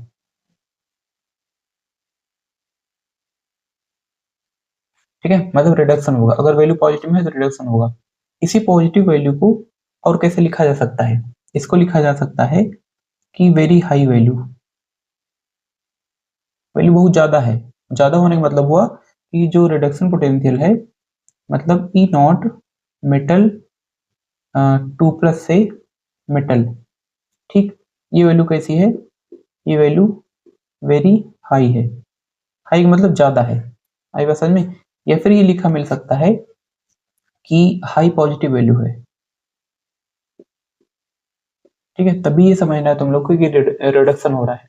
ठीक, या फिर ये भी लिखा मिल सकता है, कंफ्यूज करने के लिए तीसरा वाला ज्यादा लिखा मिलता है, लेस नेगेटिव है। ठीक है, तीनों का मतलब सेम ही हुआ, हाई पॉजिटिव लेस नेगेटिव, बात एक ही हुई। ठीक है ना, आई बात समझ में? ठीक, तो कभी भी वैल्यू ज्यादा हो अगर होगी इसका मतलब हुआ कि फेवरेबल क्या होगा? रिडक्शन फेवरेबल होगा। ठीक है, अगर कहीं ये लिखा मिले इसकी जगह पे कि वैल्यू उधर की तरफ जा रहे हैं, मतलब इधर की तरफ जा रहे हैं, तो क्या होगा? ऑक्सीडेशन फेवरेबल होगा। आई बात समझ में? तो वैल्यू क्या हो रही है? वैल्यू मोर नेगेटिव हो रही है, मोर नेगेटिव ऐसे लिखा मिलेगा। वैल्यू मोर नेगेटिव हो रही है। इसको दूसरे तरीके से कैसे लिखा जा सकता है? इसको ऐसे लिखा जा सकता है कि वैल्यू लेस पॉजिटिव हो रही है। ठीक है, मोर नेगेटिव या फिर लेस पॉजिटिव, दोनों तरीके से लिखा जा सकता है। आई बात समझ में? या फिर वेरी हाई की जगह पे वेरी लेस भी लिखा मिल सकता है। ठीक है, तो इस तरीके से कंफ्यूज करने के लिए रिडक्शन पोटेंशियल का डेटा लिख सकते हैं। आई बात समझ में? अब हमको देखना है trends in metal 3+ to metal 2+ standard reduction potential. यहाँ पे डेटा दिया गया है रिडक्शन पोटेंशियल का 3+ से 2+ की तरफ। आई बात समझ में? ठीक है, देखो यहाँ तक डेटा माइनस में है और उसके बाद डेटा प्लस में है। माइनस में होने का मतलब क्या बताए थे? ऑक्सीडेशन। ठीक, और प्लस में होने के बाद प्लस में होने का डेटा क्या बताए थे? ये बताया था रिडक्शन। आई बात समझ में? ठीक है, मतलब ये इलेक्ट्रॉन गेन करने की टेंडेंसी रखेंगे और ये लॉस करने की टेंडेंसी रखेंगे। ठीक है, हम एक एक करके समझते हैं कि ये हो क्या रहा है। ठीक, सबसे पहले हम देखते हैं स्कैंडियम के बारे में। अगर हम स्कैंडियम का इलेक्ट्रॉनिक कन्फिगरेशन देखें तो इसका एटॉमिक नंबर होता है 21, इलेक्ट्रॉनिक कन्फिगरेशन होगा 4s2 3d1। ठीक है, हो क्या रहा है? 3 इलेक्ट्रॉन रिलीज होने के बाद ये चेंज हो रहा है 4s0 और 3d0 में। ठीक है, इसका मतलब स्कैंडियम 3+ का जो इलेक्ट्रॉनिक कन्फिगरेशन है वो नोबल गैस इलेक्ट्रॉनिक कन्फिगरेशन है। इतनी बात समझ में आई ना? ठीक, अब होगा क्या? स्कैंडियम अपना 3 इलेक्ट्रॉन रिलीज करके स्कैंडियम के 3+ में रहना ज्यादा प्रेफर करेगा, या फिर कह सकते हैं कि स्कैंडियम को 2+ इलेक्ट्रॉन रिलीज करके स्कैंडियम के 3+ में रहना ज्यादा प्रेफर करेगा। ठीक, मतलब ऑक्सीडेशन होना ज्यादा प्रेफर करेगा। तो मेटल का, या फिर लिखे यहाँ पे स्कैंडियम का 3+, स्कैंडियम 2+, ये वैल्यू कितनी है? ये वैल्यू है -2.1 वोल्ट। अगर हम इसको रिएक्शन के फॉर्म में लिखें, ये हो जाएगा स्कैंडियम का 3+ प्लस इलेक्ट्रॉन स्कैंडियम का 2+। ठीक, ये जो रिडक्शन पोटेंशियल की वैल्यू है माइनस में है। माइनस का मतलब हो कि ये रिएक्शन फिजिबल नहीं होगी, इसकी रिवर्स रिएक्शन फिजिबल होगी। अगर हम इसका रिवर्स लिखें, ये हो जाएगा स्कैंडियम का 2+, स्कैंडियम का 3+ प्लस एक इलेक्ट्रॉन। ये रिएक्शन फिजिबल होगी। क्यों? क्योंकि स्कैंडियम 3+ में चेंज होना चाह रहा है। क्यों चेंज होना चाह रहा है? क्योंकि यहाँ पे नोबल गैस इलेक्ट्रॉनिक कन्फिगरेशन मिल रहा है। स्कैंडियम का 3+ आर्गन जैसा बिहेव करेगा। इतनी बात समझ में आ रही ना? इस वजह से स्कैंडियम का 2+ स्टेबल ना होगी, स्कैंडियम का 3+ स्टेबल होता है। यहाँ तक कि स्कैंडियम का 2+ ये एग्जिस्ट ही नहीं करता है, डज नॉट एग्जिस्ट। आई बात समझ में? ठीक है, तो ये स्कैंडियम के 3+ 2+ की -2.1 वैल्यू यही एक्सप्लेन करती है कि 3+ ज्यादा स्टेबल है। आई बात समझ में? क्यों स्टेबल है? क्योंकि नोबल गैस इलेक्ट्रॉनिक कन्फिगरेशन है। आई बात समझ में? अब आता है टाइटेनियम पे। ठीक, टाइटेनियम के केस में क्या होगा? अगर हम इसका इलेक्ट्रॉनिक कन्फिगरेशन देखें तो टाइटेनियम का जो एटॉमिक नंबर होता है वो होता है 22 स्कैंडियम के बाद। इसका इलेक्ट्रॉनिक कन्फिगरेशन होगा आर्गन 4s2 3d2। टाइटेनियम पे अगर हम 2+ लेके आए तो जो इलेक्ट्रॉन जाएगा वो जाएगा 4s0 से और ये हो जाएगा 3d2। अगर टाइटेनियम पे 3+ आता है तो हो जाएगा आर्गन 4s0 3d1। आई बात समझ में? ठीक है, अगर हम इसकी रिडक्शन पोटेंशियल की वैल्यू देखते हैं तो E0 टाइटेनियम 3+2 टाइटेनियम 2+, ये वैल्यू कितनी निकल के आई थी? -0.37। में वैल्यू माइनस में है, इसका मतलब क्या हुआ कि ऑक्सीडेशन ज्यादा फेवरेबल होगा। और ऑक्सीडेशन होगा क्या? टाइटेनियम 2+ से टाइटेनियम 3+ में चेंज होने की टेंडेंसी रखेगा। टाइटेनियम 2+, टाइटेनियम का 3+ प्लस एक इलेक्ट्रॉन। आई बात समझ में? इसका मतलब टाइटेनियम का 3+ ज्यादा स्टेबल होगा। इसको हम ऐसे एक्सप्लेन कर सकते हैं कि यहाँ पे 2 इलेक्ट्रॉन है, यहाँ पे 1 इलेक्ट्रॉन है। अगर 2 इलेक्ट्रॉन रहेंगे तो दोनों के बीच में रिपल्सन होगा। यहाँ पे 1 इलेक्ट्रॉन है तो उतना रिपल्सन होगा नहीं, इस वजह से टाइटेनियम का 3+ ज्यादा स्टेबल होगा। ठीक, बट ये बहुत हल्का एक्सप्लेनेशन होगा। ठीक है, इसको एक्सप्लेन किया जाएगा हाइड्रेशन एनर्जी के कॉन्सेप्ट से। आई बात समझ में? तो अगर हम टाइटेनियम के 2+ को एक सोल्यूशन में डाल दें और टाइटेनियम की 3+ को भी एक सोल्यूशन में डाल दें, ठीक है, तो हम देखते हैं इसका आयनिक रेडियस सबसे पहले क्या होगा। आयनिक रेडियस, इसका आयनिक रेडियस होता है 86 पिकोमीटर और इसका जो आयनिक रेडियस होता है वो होता है 67 पिकोमीटर। मतलब ये ज्यादा छोटा है। आई बात समझ में? अगर ये ज्यादा छोटा है इसका मतलब यहाँ पर चार्ज डेंसिटी बहुत ज्यादा है, high charge density. High charge density होने की वजह से क्या होगा, ये वाटर के मॉलिक्यूल्स को अपने चारों तरफ खींचेगा, बहुत स्ट्रॉन्ग बॉन्ड का फॉर्मेशन करेगा। किसके साथ? वाटर के साथ। अगर हम इसको पानी में डाल देते हैं तो इसके कंपेरिजन में ये ज्यादा स्ट्रॉन्ग बॉन्ड का फॉर्मेशन करेगा, और जितना स्ट्रॉन्ग बॉन्ड का फॉर्मेशन करेगा उतना ज्यादा हाइड्रेशन एनर्जी रिलीज होगी। आई बात समझ में? अगर हम यहाँ पे आयोनाइजेशन एनर्जी का डेटा लिखें, कौन सी आयोनाइजेशन एनर्जी? थर्ड। ठीक, मतलब 2+ से 3+ आने में कितनी आयोनाइजेशन एनर्जी लगेगी? तो वो है 2650 किलो जूल पर मोल। मतलब इतनी एनर्जी लग रही है 2+ से एक इलेक्ट्रॉन को निकाल के 3+ तक लाने के लिए। आई बात समझ में? अगर हम यहाँ पे हाइड्रेशन एनर्जी का डेटा लिखें, हाइड्रेशन एनर्जी, ठीक है, तो 2+ को पानी में डालने पे कितनी एनर्जी रिलीज हुई? -1860।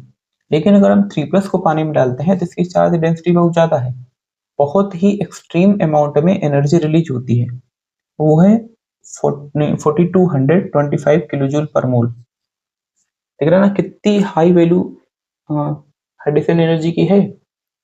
दिख रहा है? इलेक्ट्रॉन को निकालने के लिए 2650 किलो जूल पर मोल एनर्जी चाहिए, जबकि एनर्जी रिलीज कितनी हो रही है? 4225 के आसपास। आई बात समझ में? तो इतनी ज्यादा एनर्जी रिलीज होने का मतलब हुआ कि 2+ से बहुत आसानी से इलेक्ट्रॉन रिलीज होगा और 3+ में चेंज हो जाएगा। ठीक है, इस वजह से जो रिडक्शन पोटेंशियल है वो -0.37 वोल्ट है।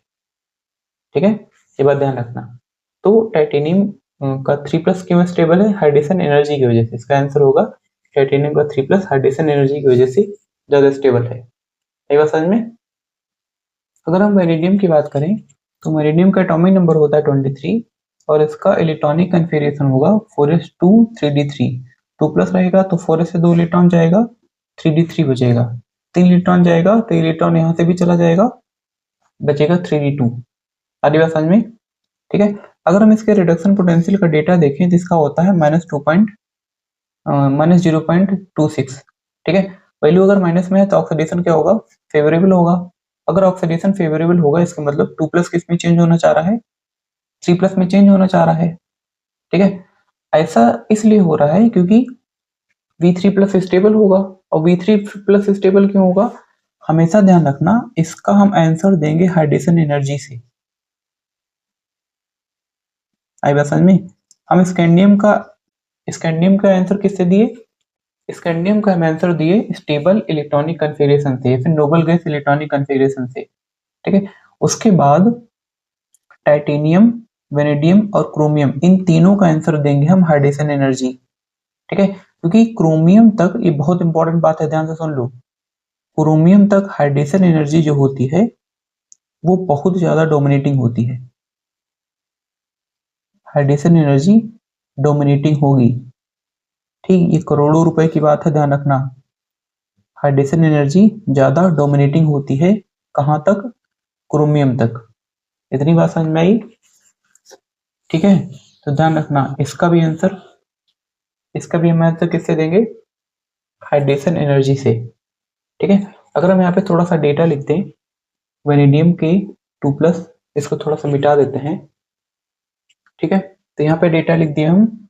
इसका जो आयनिक रेडियस होगा वेनेडियम 2+ का 79 होगा, इसका 64 होगा, मतलब साइज छोटी हो गई इलेक्ट्रॉन निकलने के बाद। इलेक्ट्रॉन निकालने में एनर्जी कितनी लगी? 2833 किलो जूल पर मोल। वेनेडियम 2+ को पानी में डाले तो जो हाइड्रेशन एनर्जी रिलीज हुई 1895 होगा, इसको पानी में डालने के बाद 4470 किलो जूल पर मोल एनर्जी रिलीज हो रही है। ठीक है, मतलब इसके केस में ज्यादा हाइड्रेशन एनर्जी रिलीज हो रही है। ठीक, और इलेक्ट्रॉन निकालने के लिए हमको 2833 किलो जूल पर मोल चाहिए, मतलब आयनाइजेशन एनर्जी से कहीं ज्यादा एनर्जी रिलीज हो रही है हाइड्रेशन एनर्जी केस में। इसका मतलब क्या हुआ? ये जो एनर्जी मिली, यही एनर्जी थर्ड इलेक्ट्रॉन को निकालने में इस्तेमाल होगी। ठीक है, और इलेक्ट्रॉन क्या होगा? आसानी से निकल जाएगा। यहाँ तक बात समझ में आई ना? एक चीज ध्यान से देखो, टाइटेनियम के केस में जो एनर्जी, टाइटेनियम का 2+ जो था वो ऑक्सीडाइज होने की टेंडेंसी ज्यादा रखता था, लेकिन वेनेडियम का जो 2+ है वो ऑक्सीडाइज होने की टेंडेंसी कम रखता है। इसका मतलब क्या हुआ कि अगर हम दोनों का कंपेयर करें, वेनेडियम का 2+ और टाइटेनियम का 2+। दोनों में से स्टेबल कौन है? ध्यान से सोच के बताना, दोनों में से स्टेबल कौन है? स्टेबल होगा वैनेडियम का 2+। क्यों? क्योंकि इसके ऑक्सीडेशन होने की टेंडेंसी कम है, ये इस फॉर्म में ज्यादा रहना प्रेफर कर रहा है, जबकि इसके ऑक्सीडेशन होने की टेंडेंसी ज्यादा है। इसकी वैल्यू है -0.37, इसकी वैल्यू है -0.26। आई बात समझ में? वैल्यू अगर ज्यादा माइनस में है तो ऑक्सीडेशन ज्यादा होगा, ठीक है, कई बार बता चुके हैं। ठीक, तो टाइटेनियम का 2+ इस फॉर्म में ना रह के 3+ में रहना ज्यादा प्रेफर करता है, ठीक है, यहाँ तक बात समझ में आई। अगर हम क्रोमियम की बात करें तो क्रोमियम का 2+ होता है 3d4, क्रोमियम का 3+ होता है 3d3। इसके बारे में हम बहुत पहले बता चुके हैं, पुराने लेक्चर जो मेरा लगातार कोई देख रहा होगा तो अच्छे से जानता होगा, तो जो 3d3 होता है उसकी CFSC काफी ज्यादा होती है। समझ में? ये हाई CFSC का इलेक्ट्रॉनिक कॉन्फ़िगरेशन है, ठीक है। अगर क्रोमियम 3+ को पानी में डाला जाएगा तो वाटर जो होगा इसके d ऑर्बिटल को 2 पार्ट में ब्रेक कर देगा, स्प्लिट कर देगा कह सकते हैं। इस तरीके से अगर D3 है तो एक इलेक्ट्रॉन यहाँ पे ऐसे फिल होगा और यहाँ पे Eg होगा और यहाँ पे T2G होगा, ठीक। तो अगर हम इसकी CFSC की बात करें तो CFSC कितना निकल के आएगा? CFSC आएगा -0.4 इंटू 3 इलेक्ट्रॉन, ठीक है। यहाँ पे इलेक्ट्रॉन नहीं है तो इसका वैल्यू 0 मान लेते हैं, -0.6 इंटू 0 हो जाएगा, तो इसको हम छोड़ ही देते हैं, ठीक। तो जो वैल्यू निकल के आएगी वो आएगी -1.2 डेल्टा O, ठीक है। ये बहुत हाई CFSC की वैल्यू है। तो क्रोमियम के 3+ के स्टेबल होने में 2 फैक्टर एक साथ काम कर रहे होते हैं। सबसे पहला हाई CFSC, D3 का हाई CFSC, दूसरा है हाइड्रेशन एनर्जी, ठीक। देखो थर्ड इलेक्ट्रॉन निकालने के लिए जो आयनाइजेशन एनर्जी लग रही है वो है 2987 किलोजूल पर मोल। अगर हम क्रोमियम 3+ को पानी में डाल देते हैं तो जो एनर्जी रिलीज होगी 4560 किलोजूल पर मोल, ठीक है। तो ये जो हाइड्रेशन एनर्जी है वो थर्ड आयनाइजेशन एनर्जी को कंपनसेट कर देती है, तो हम इसी एनर्जी का यूज करके तीसरा इलेक्ट्रॉन आसानी से निकाल सकते हैं। आई बात समझ में? दूसरा 3+ में इसको एक्स्ट्रा स्टेबिलिटी मिल रही है हाई CFSC की वजह से, इस वजह से क्रोमियम का जो 3+ होता है वो क्रोमियम के 2+ से ज्यादा स्टेबल होता है, ठीक। ये इंपॉर्टेंट सवाल है और एग्जाम में पूछा गया है, ध्यान रखना, ठीक। तो क्रोमियम का 2+ क्रोमियम के 2+ में ना रह के वो क्रोमियम के 3+ में कन्वर्ट होना ज्यादा प्रेफर करता है। ये अगर इसमें कन्वर्ट होना चाह रहा है इसका मतलब इसकी टेंडेंसी क्या है? ऑक्सीडेशन होने की टेंडेंसी है।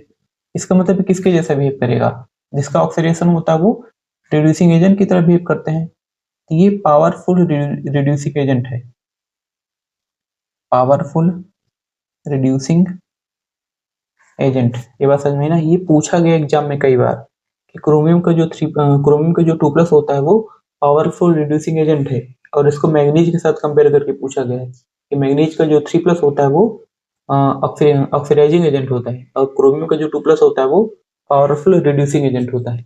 आई बात समझ में? मैग्नीज का जो 2+ वाला है और 3+ वाला है, अभी उसको मैं एक्सप्लेन करते हैं, ठीक। इसके बाद, ठीक है, तो इसकी स्टेबिलिटी का रीजन क्या दोगे तुम लोग? पहला CFSC ज्यादा है, दूसरा हाइड्रेशन एनर्जी ज्यादा है। आई बात समझ में? क्रोमियम तक हमको हाइड्रेशन एनर्जी से ही एक्सप्लेन करना है, ठीक है। यहाँ तक बात समझ में आई ना? ठीक, इसका स्क्रीनशॉट ले लेना, बहुत इंपॉर्टेंट है ये। अब अगर हम बात करें मैग्नीज की, ठीक है, तो मैग्नीज का जो इलेक्ट्रॉनिक कॉन्फ़िगरेशन होगा 4s2 3d5 होगा। 2 इलेक्ट्रॉन निकलने के बाद 4s से 2 इलेक्ट्रॉन जाएगा तो d5 बचेगा, ठीक है। एक इलेक्ट्रॉन और जाएगा तो बचेगा d4। आसानी से तुम लोग को समझ में आ गया होगा कि 2+ और 3+ में कौन ज्यादा स्टेबल होगा। क्लियरली दिख रहा है कि 2+ जो है वो d5 में है और 3+ किस में है? d4 में है। आई बात समझ में? तो क्या 2+ 3+ में कन्वर्ट होना चाहेगा? कभी कन्वर्ट नहीं होना चाहेगा, लेकिन 3+ जो होगा वो आसानी से 2+ में कन्वर्ट होना चाहेगा। आ रही बात समझ में? इसका मतलब क्या हुआ कि इस केस में रिडक्शन ज्यादा फेवरेबल होगा, ये इलेक्ट्रॉन एक्सेप्ट करके 2+ में ज्यादा 2+ में जाना ज्यादा प्रेफर करेगा, रिडक्शन फेवरेबल होगा, और वही डेटा बता रहा है। हम बताए थे कि जब वैल्यू प्लस में होती है, SRP की वैल्यू प्लस में होती है तो रिडक्शन क्या होता है? रिडक्शन फेवरेबल होता है, आई बात समझ में? तो इसका हम रिएक्शन कैसे लिखेंगे? मैग्नीज का जो 3+ है वो किस में चेंज होना चाह रहा है? मैग्नीज के 2+ में चेंज होना चाह रहा है, मतलब रिडक्शन ज्यादा फेवरेबल है। मैग्नीज का 3+ एक इलेक्ट्रॉन एक्सेप्ट करेगा और किस में चेंज होना चाह रहा है वो? मैग्नीज के 2+ में। ठीक है, इसका मतलब इसमें और इसमें कौन सा स्टेबल हुआ? अगर ये 3+ के फॉर्म में ना रह के 2+ के फॉर्म में रहना ज्यादा प्रेफर कर रहा है तो ये ज्यादा स्टेबल होगा। ठीक है, मैग्नीज का जो 2+ होगा वो ये मोर स्टेबल होगा। आई बात समझ में? इसका खुद का क्या हो रहा है? इसका खुद का रिडक्शन हो रहा है, और जिसका खुद का रिडक्शन होता है वो क्या होता है? वो पावरफुल ऑक्सीडाइजिंग एजेंट होता है। और यही सवाल बहुत सारे एग्जाम्स में अलग अलग तरीके से पूछा गया है। पावरफुल ऑक्सीडाइजिंग एजेंट है कि क्रोमियम का जो 2+ होता है वो पावरफुल रिड्यूसिंग एजेंट होता है, जबकि मैग्नीज का जो 3+ होता है वो पावरफुल ऑक्सीडाइजिंग एजेंट होता है। ठीक है, इसका रीजन एक्सप्लेन करो, इसका रीजन दो। आई बात समझ में? ठीक है, तो ये रहा उसका रीजन। ठीक है, अब ध्यान रखना, इसको हम हाइड्रेशन एनर्जी से नहीं एक्सप्लेन करेंगे। आदि बात समझ में? ठीक है, इसको हम इसी तरीके से एक्सप्लेन करेंगे, क्योंकि इसका जो हाफ फील्ड है वो ज्यादा स्टेबल इलेक्ट्रॉनिक कन्फिगरेशन है। ठीक है, क्यों ये मोर स्टेबल क्यों है? क्योंकि 3d5 है, हाफ फील्ड इलेक्ट्रॉनिक कन्फिगरेशन है, half field electronic configuration. Manganese की कहानी समझ में आई ना? ठीक है, ये बहुत इंपॉर्टेंट है, ध्यान रखना। आई बात समझ में? यहाँ पे एक चीज ध्यान से देखो सब लोग, अगर हम आयरन की बात करें तो आयरन का जो इलेक्ट्रॉनिक कन्फिगरेशन होगा वो होगा 4s2 3d6, 2+ में 4s0 3d6, 3+ में 4s0 3d5। ठीक है, इसका जो रिडक्शन पोटेंशियल होगा प्लस 0.77 होगा। ठीक है, ध्यान से देखो, जो इसके पहले हम मैग्नीज की बात कर रहे थे उसका जो रिडक्शन पोटेंशियल था वो प्लस 1.57 था, यहाँ से शार्पली घट के 0.77 हो गया है। ठीक है, कह सकते हैं कि लगभग आधा हो गया है। आई बात समझ में? आधा होने का मतलब क्या हुआ कि अगर ये रिडक्शन की टेंडेंसी रखता है, ये ऑक्सीडेशन की टेंडेंसी रखता है मैग्नीज के कंपैरिजन में। आई बात समझ में? मतलब इसका रिडक्शन होगा, मैग्नीज के 3+ का रिडक्शन होगा, तो मैग्नीज का जो आयरन का जो 3+ होगा वो मैग्नीज के 3+ के कंपैरिजन में रिडक्शन की टेंडेंसी नहीं रखेगा। ठीक है, यहाँ पे साफ साफ दिख रहा है कि आयरन का जो 3+ है वो लौट के 2+ में नहीं जाना चाहता। अब साफ साफ दिख रहा है क्यों नहीं जाना चाहता, क्योंकि ये 3d6 है और ये 3d5 है। ठीक है, अगर ये 3d5 है, हाफ फील्ड है, स्टेबल इलेक्ट्रॉनिक कन्फिगरेशन है, तो आयरन का 3+ के फॉर्म में रहना ज्यादा प्रेफर करता है, वो 2+ के फॉर्म में रहना ज्यादा प्रेफर नहीं करता है। आई बात समझ में? किसके कंपेरिजन में? वो मैग्नीज के कंपेरिजन में। ठीक है, तो अगर हम इसका रिएक्शन लिखें इस तरीके से कि iron plus iron 3+ plus electron, ठीक, ये होगा क्या? ये होगा 3d6 और ये होगा 3d5। आई बात समझ में? इसका मतलब क्या हुआ? इसका मतलब हुआ कि ये ज्यादा स्टेबल है, मतलब आयरन का 3+ ज्यादा स्टेबल है और 2+ क्या है? कम स्टेबल है। अगर 2+ कम स्टेबल है इसका मतलब क्या हुआ? ये ऑक्सीडेशन की टेंडेंसी रखेगा। अगर ऑक्सीडेशन की टेंडेंसी रखेगा तो किसके जैसे बिहेव करेगा? ये रिड्यूसिंग एजेंट की तरह बिहेव करेगा। आई बात समझ में? ठीक है, ये हो गया आयरन का एक्सप्लेनेशन। आई बात समझ में? ठीक है, इसको हम मैग्नीज के कंपैरिजन में हमेशा चेक करेंगे। ठीक, तो 3 चीजें ध्यान रखना। सबसे पहला, क्रोमियम का 3+ ज्यादा स्टेबल होगा, मैग्नीज का 2+ ज्यादा स्टेबल होगा क्योंकि D5 होगा, और आयरन का 3+ ज्यादा स्टेबल होगा। ठीक, क्योंकि D5 होगा, ये D5 होगा और ये D3 होगा। आई बात समझ में? ठीक है, अब बात करते हैं हम कोबाल्ट की। कोबाल्ट का अगर इलेक्ट्रॉनिक कन्फिगरेशन हम देखें तो होगा, इसका एटॉमिक नंबर 27 होता है, ये होगा 4s2 3d7। ठीक है, अगर 2 इलेक्ट्रॉन यहाँ से निकल जाता है तो 4s से 2 इलेक्ट्रॉन जाएगा, ये बचेगा d7, ये हो जाएगा d6। ठीक है, इसका रिडक्शन पोटेंशियल जो होगा वो होगा 1.97। ये बहुत हाई वैल्यू है, इसका मतलब यहाँ पे जो रिडक्शन होगा हाईली फेवरेबल होगा, रिडक्शन हाईली फेवरेबल। आई बात समझ में? रिडक्शन किसका होगा? ऑफ कोर्स क्रोमियम के कोबाल्ट के 3+ का रिडक्शन होगा और वो कोबाल्ट के 2+ में चेंज होना चाहेगा। ठीक है, ध्यान दो, कोबाल्ट का 3+ इलेक्ट्रॉन एक्सेप्ट करके वो किस में चेंज होना चाहेगा? कोबाल्ट के 2+ में। आई बात समझ में? ठीक है, यहाँ पे हमको क्लियरली पता चल रहा है रिएक्शन से, अगर रिडक्शन हाईली फेवरेबल है इसका मतलब कोबाल्ट का 3+ इस फॉर्म में ना रह के कोबाल्ट के 2+ में रहना ज्यादा प्रेफर करता है। इसका मतलब हुआ कि जो कोबाल्ट का 2+ है वो हाईली स्टेबल ऑक्सीडेशन स्टेट है। ये क्या है? हाईली अनस्टेबल है। इसका मतलब इसका क्या होगा? सेल्फ रिडक्शन होगा। अगर इसका सेल्फ रिडक्शन होगा तो किसके जैसे बिहेव करेगा? ये बिहेव करेगा पावरफुल ऑक्सीडाइजिंग एजेंट की तरह, क्योंकि जिनका रिडक्शन होता है वो ऑक्सीडाइजिंग एजेंट होता है।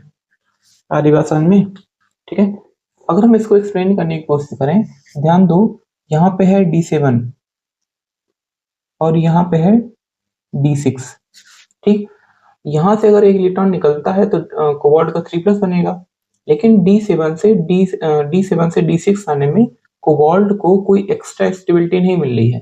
जैसे D5 में स्टेबिलिटी मिलती है, D10 में स्टेबिलिटी मिलती है हाफ फील्ड की या फुली फील्ड की, वैसी कोई स्टेबिलिटी कोबाल्ट को यहाँ पे नहीं मिल रही है। आई बात समझ में? बट ध्यान देना, जो D7 होता है उसकी CFSC D6 की CFSC से ज्यादा होती है। आई बात समझ में? इसकी CFSC ज्यादा होगी, इसकी CFSC कम होगी। ठीक है, अगर हम यहाँ पे CFSC को कैलकुलेट करने की कोशिश करें 3D7 तो कैसे चेंज होगा?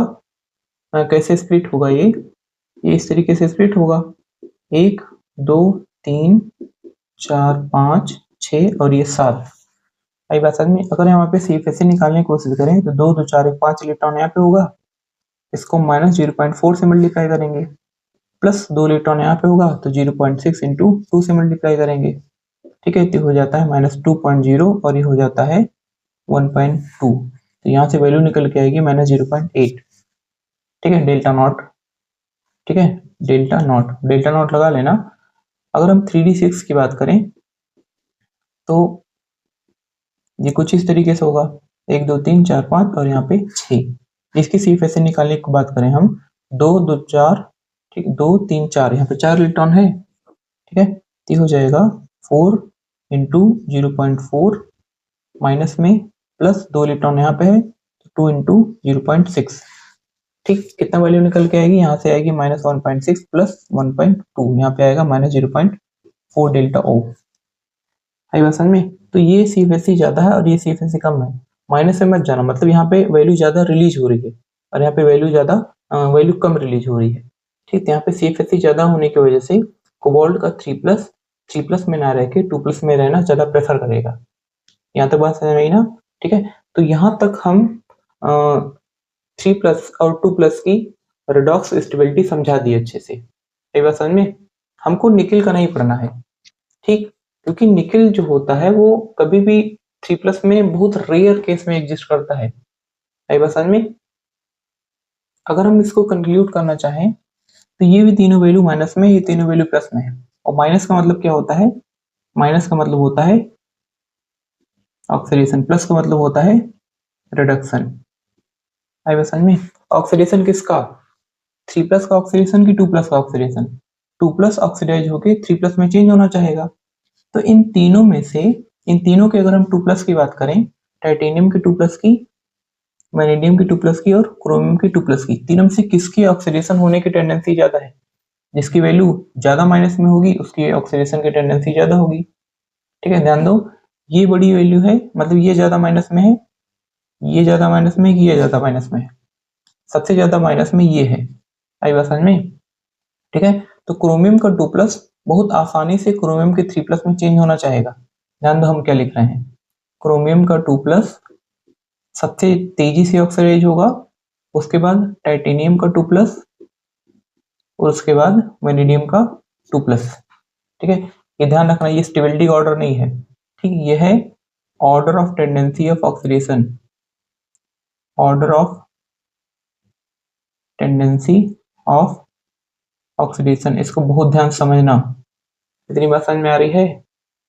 आई बात समझ में? ठीक। अगर हम रेडॉक्स स्टेबिलिटी की बात करें, ठीक है, ध्यान देना, रेडॉक्स स्टेबिलिटी, रेडॉक्स स्टेबिलिटी का मतलब हुआ कि एक्वस सॉल्यूशन में कौन सा ऑक्सीडेशन स्टेट ज्यादा स्टेबल है। ध्यान दो, एक्वस सॉल्यूशन में कौन सा ऑक्सीडेशन स्टेट ज्यादा स्टेबल है इन तीनों में से। ये आसानी से ऑक्सीडाइज हो जाएगा पानी में, ये कम ऑक्सीडाइज होगा, ये सबसे कम ऑक्सीडाइज होगा। तो इन तीनों में से सबसे ज्यादा स्टेबल कौन हुआ? सबसे ज्यादा स्टेबल हुआ वेरिडियम का 2+, उसके बाद टाइटेनियम का 2+। सबसे कम स्टेबल होगा पानी में क्रोमियम का 2+। आई बात समझ में? ठीक है, और यही ऑर्डर होगा, ये सेम ऑर्डर होगा, order of stable oxidation state, stable oxidation state. ठीक है, इतनी बात समझ में आई ना? ध्यान दो, अगर क्रोमियम का 2+ सबसे कम स्टेबल है, इसका मतलब क्या हुआ? ये आसानी से ऑक्सीडाइज होगा। अगर ये आसानी से ऑक्सीडाइज होगा तो 3+ में चेंज होने की टेंडेंसी इसकी ज्यादा है, इसका मतलब ये पावरफुल रिड्यूसिंग एजेंट है। ये फट से इसका ऑक्सीडेशन हो जाएगा किसमें? D3 में। यहाँ तक बात समझ में आई ना? ठीक, ये किस में है? ये है D4 में। टाइटेनियम का 2+ किस में है? ये है D2 में। और वैनेडियम का ये है D3 में। D3 क्या होता है? स्टेबल इलेक्ट्रॉनिक कन्फिगरेशन होता है। ठीक है, ध्यान देना, इसलिए इसकी रेडॉक्स स्टेबिलिटी सबसे ज्यादा है और इसकी रेडॉक्स स्टेबिलिटी सबसे कम है। D4 से किस में चेंज होना चाहेगा? ये D3 में चेंज होना चाहेगा। ठीक है, ये हो गया 2+ का कंक्लूजन। यहाँ तक बात समझ में आई ना? अब हम बात करते हैं इन तीनों की। ठीक है, साथ साथ दिख रहा है अगर इन तीनों का रिडक्शन पोटेंशियल प्लस में है, इसका मतलब हुआ कि इन तीनों का रिडक्शन फेवरेबल होगा। अगर इन तीनों का रिडक्शन फेवरेबल होगा तो किसका रिडक्शन होगा? 3+ का रिडक्शन होगा कि 2+ का रिडक्शन होगा? हमेशा इसके 3+ का रिडक्शन होगा। आई बात समझ में? ठीक है, मतलब हुआ कि इसका 3+ 2+ में चेंज होने की टेंडेंसी ज्यादा रखता है। अगर हम इन तीनों में कंपेयर करें तो इन तीनों में से कौन 2+ में ज्यादा जाने की टेंडेंसी रखता है? जिसकी वैल्यू जितना पॉजिटिव होगी वो उतना आसानी से 2+ में जाने की टेंडेंसी रखेगा। आ रही बात समझ में? ठीक है, तो यहाँ पे हम लिख देते हैं order of reduction tendency, reduction tendency, इसका मतलब कौन सबसे आसानी से इलेक्ट्रॉन खाएगा जिसकी वैल्यू जितना प्लस में होगी। ठीक, इसका मतलब कोबाल्ट का 3+ बहुत आसानी से इलेक्ट्रॉन खाएगा, उसके बाद मैग्नीज का 3+ बहुत आसानी से इलेक्ट्रॉन खाएगा, उसके बाद आयरन का 3+ बहुत आसानी से इलेक्ट्रॉन खाएगा। यहाँ तक बात समझ में आई? अगर हम इसके रेडॉक्स स्टेबिलिटी की बात करें, रेडॉक्स स्टेबिलिटी मतलब एक्वस सॉल्यूशन में कौन सा ऑक्सीडेशन स्टेट सबसे ज्यादा स्टेबल होगा? ये बहुत तेजी से इलेक्ट्रॉन खाने की टेंडेंसी रखता है, अरे बहुत कम इलेक्ट्रॉन खाने की टेंडेंसी रखता है। आई बात समझ में? तो सबसे ज्यादा स्टेबल ही होगा क्योंकि आसानी से इलेक्ट्रॉन खा के 2+ में चेंज नहीं होना चाहता। उसके बाद क्या होगा? मैग्नीज का 3+, ये बहुत इंपॉर्टेंट चीजें बता रहे हैं। उसके बाद क्या आएगा? उसके बाद आएगा कोबाल्ट का 3+। आई बात समझ में? ठीक, अगर ये बहुत तेजी से इलेक्ट्रॉन खा के 2+ में चेंज होना चाहता है, इसका मतलब ये इसका रिडक्शन बहुत तेजी से होगा। अगर रिडक्शन बहुत तेजी से होगा, ये पावरफुल ऑक्सीडाइजिंग एजेंट होगा, ऑक्सीडाइजिंग एजेंट होगा। यहाँ तक बात समझ में आई ना? और यही सेम ऑर्डर होगा स्टेबल ऑक्सीडेशन स्टेट का, स्टेबल ऑक्सीडेशन स्टेट का। ठीक है, देखो ध्यान से, आयरन का जो 3+ होगा वो होगा D5, मैग्नीज का जो 3+ होगा D4, और कोबाल्ट का जो ऑक्सीडेशन स्टेट होगा मतलब इलेक्ट्रॉनिक कन्फिगरेशन होगा वो होगा D6। दिख रहा है साफ साफ कि ये D5 जो होगा वो काफी ज्यादा स्टेबल होगा। और D4 किस में चेंज होने की कोशिश करेगा? ये चेंज होने की कोशिश करेगा D5 में। आई बात समझ में? मतलब ये इलेक्ट्रॉन गेन करके D5 में चेंज होने की कोशिश करेगा। ठीक, ये भी इलेक्ट्रॉन को रिलीज करके गेन करके 2+ में चेंज होने की कोशिश करेगा। आई बात समझ में? ये गेन करके 2+ में चेंज होने की कोशिश करेगा। ठीक है, यहाँ तक ये बात कंफर्म हो गई। बट यहाँ से सवाल नहीं आया है। सवाल पता है कहाँ से पूछा गया है? ठीक, ना इन तीनों से सवाल पूछा गया है, ना इन तीनों से सवाल पूछा गया है। सवाल पूछा गया है इन तीनों से, क्रोमियम, मैग्नीज और आयरन। ठीक है, अब तुम लोग सोच के बताओ कि यहाँ पे ऑक्सीडेशन या फिर रिडक्शन की टेंडेंसी क्या होगी। ठीक है, ध्यान से सोच के बताओ, ध्यान दो इसको, क्योंकि ये पूछा गया सवाल है। अगर हम मैग्नीज की बात करें तो मैग्नीज का 3+ इलेक्ट्रॉन खा के किस में चेंज होना चाहता है? ये मैग्नीज के 2+ में चेंज होना चाहता है। ये भी इलेक्ट्रॉन खा के किस में चेंज होना चाहता है? ये चेंज होना चाहता है आयरन के 2+ में। आई बात समझ में? ये ऑक्सीडाइज होना चाहता है, ठीक है, क्योंकि माइनस में वैल्यू है। ये चेंज होना चाहता है क्रोमियम के 3+ में। आई बात समझ में? ठीक है, तो अगर हम एक्वस सॉल्यूशन की बात करें या फिर हम रेडॉक्स स्टेबिलिटी की बात करें, रेडॉक्स स्टेबिलिटी की, तो एक्वस सॉल्यूशन में कौन सा ऑक्सीडेशन स्टेट सबसे ज्यादा स्टेबल होगा? साफ साफ दिख रहा है कि मैग्नीज की वैल्यू सबसे ज्यादा पॉजिटिव है। इसका मतलब हुआ कि मैग्नीज का जो 3+ होगा वो लिक्विड एक्वस सॉल्यूशन में बहुत तेजी से इलेक्ट्रॉन खा के किसमें चेंज होना चाहेगा? मैग्नीज के 2+ में चेंज होना चाहेगा। इसका मतलब मैग्नीज का जो 2+ होगा वो सबसे ज्यादा स्टेबल होगा। अगर हम रेडॉक्स स्टेबिलिटी +2 की बात करें, +2 में रेडॉक्स स्टेबिलिटी की बात कर रहे हैं, ठीक है, तो मैग्नीज का 2+ सबसे ज्यादा स्टेबल होगा। उसके बाद कौन सा स्टेबल होगा? आयरन का 2+। ध्यान दो, क्रोमियम का 2+ ऑक्सीडाइज होगा और आयरन का 3+ रिड्यूस होगा। आ रही बात समझ में? तो मैग्नीज के 2+ के बाद कौन आएगा?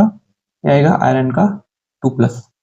ठीक है, क्योंकि एक्वस सॉल्यूशन में 2+ ज्यादा स्टेबल होगा, 3+ किस में चेंज हो जाएगा? 2+ में। सबसे लास्ट में कौन आएगा? ये क्रोमियम आएगा। ठीक, क्रोमियम का 2+ सबसे कम स्टेबल होगा। आई बात समझ में? ठीक है, अगर हम बात करें रेडॉक्स स्टेबिलिटी +3 में, ठीक, तो +3 में सबसे ज्यादा स्टेबल कौन होगा? ध्यान दो, क्रोमियम का +3 सबसे ज्यादा स्टेबल होगा। क्यों? कि अगर हम तीनों को पानी में डालेंगे, ठीक, तो सबसे आसानी से +3 में कौन चेंज होगा? ये चेंज होगा +3 में। ध्यान दो, इसकी वैल्यू माइनस में है, मतलब इसका 2+ बहुत आसानी से फिर बहुत तेजी से 3+ में चेंज होगा। आ रही बात समझ में? तो 2+ हाईली अनस्टेबल है। ध्यान दो, 2+ अनस्टेबल है, ठीक, ये स्टेबल है और ये अनस्टेबल है। किस में चेंज होगा? 3+ में चेंज होगा। इसका मतलब 3+ वाला ज्यादा स्टेबल है, तो क्रोमियम का 3+ सबसे ज्यादा स्टेबल होगा। आई बात समझ में? ठीक है, इसके बाद सबसे ज्यादा स्टेबल कौन होगा? मैग्नीज का 3+ या फिर आयरन का 2+। ठीक, आयरन का मैग्नीज का 3+ या फिर आयरन का 3+। ऑफकोर्स आयरन का 3+ ज्यादा स्टेबल होगा, क्योंकि ये इलेक्ट्रॉन उतना ज्यादा नहीं खाना चाहता है जितना मैग्नीज इलेक्ट्रॉन खाना चाह रहा है। ध्यान दो, इसकी वैल्यू लेस पॉजिटिव है, इसकी वैल्यू ज्यादा पॉजिटिव है। इसका मतलब ये बहुत तेजी से इलेक्ट्रॉन खाने की कोशिश करेगा। आई बात समझ में? और ये उतना तेजी से इलेक्ट्रॉन खाने की कोशिश नहीं करेगा जितना तेजी से मैग्नीज। बात समझ में आ रही है? ठीक है, तो आयरन का जो 3+ होगा वो मैग्नीज के 3+ के कंपैरिजन में ज्यादा स्टेबल होगा। आयरन का +3, ठीक, सबसे कम स्टेबल कौन सा होगा? मैग्नीज का 3+, कि बहुत तेजी से इलेक्ट्रॉन खाएगा। मैग्नीज का 3+, ये एग्जाम में पूछा गया है। आ रही बात समझ में? ठीक है, बहुत इंपॉर्टेंट है, ध्यान रखना। ठीक, ये होता है D3 और ये होता है D5 और ये होता है D4। ऐसे भी समझ सकते हो तुम लोग। D3 क्या होता है? CFSC ज्यादा होगी और हाफ फिल्ड होगा, ये अकेले अकेले हाफ फिल्ड होगा। ठीक, ये सबसे कम स्टेबल है, इसका मतलब ये D4 है। D4 से किस में चेंज होना चाह रहा है? ये D5 में चेंज होना चाह रहा है। आई बात समझ में? ये सबसे कम स्टेबल होगा। अगर ये सबसे कम स्टेबल होगा, इसका मतलब ये एक इलेक्ट्रॉन गेन करके D5 में चेंज होना चाह रहा है। गेन कर रहा है मतलब ये स्ट्रॉन्ग ऑक्सीडाइजिंग एजेंट होगा, पहले भी बता चुके हैं। ये क्या है? D4 है, D4 से D5 में जाना चाह रहा है, मतलब इलेक्ट्रॉन गेन करेगा। तो ये स्ट्रॉन्ग ऑक्सीडाइजिंग एजेंट होगा। ठीक है, तो ये रहा हमारा रिडक्शन पोटेंशियल का लेक्चर। बहुत डिटेल में सारी चीजें एक एक पॉइंट एक्सप्लेन किए हैं। ठीक है, इसको देखो ध्यान से, समझो, कॉपी में लिखो, पढ़ो और ग्रो करो। चैनल को सब्सक्राइब करो, आई बस में लाइक करो और उसको ज्यादा से ज्यादा शेयर करो ताकि लोग देखें और पढ़ें और ग्रो करें, सब लोग साथ में ग्रो करें। आई बस में तो मिलते हैं अगले बेहतरीन लेक्चर में। ठीक है, बाय बाय।